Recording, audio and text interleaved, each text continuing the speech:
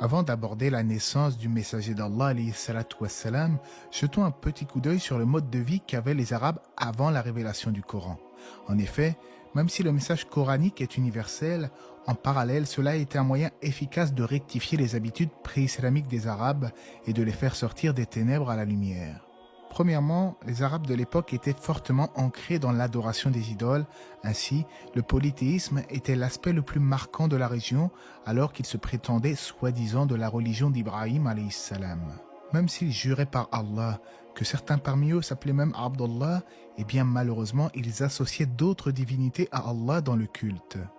En d'autres termes, ils ne reniaient pas spécialement la seigneurie d'Allah et son existence, mais leur adoration était entachée de shirk, le polythéisme.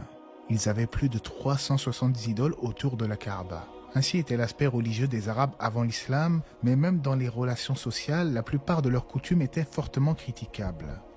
On sait notamment qu'à cette époque, les gens avaient un nombre illimité de femmes et les réglementations du mariage étaient pour le moins chaotiques.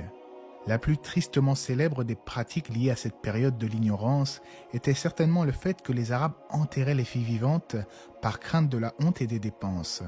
Allah blâme cela dans le Coran à travers plusieurs versets, notamment « Et lorsqu'on annonce à l'un d'eux une fille, son visage s'assombrit et une rage profonde l'envahit. Il se cache des gens à cause du malheur qu'on lui a annoncé. Doit-il la garder malgré la honte ou l'enfouira-t-il dans la terre? Combien est mauvais leur jugement ?»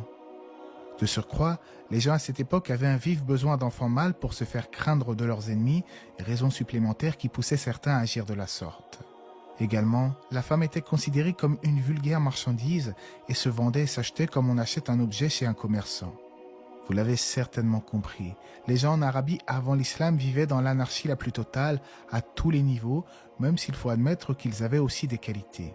Mais ce n'est bel et bien qu'avec la prophétie de Mohammed alayhi salatu wassalam, que les vils comportements vont se dissiper et les bonnes moralités s'épanouir comme jamais.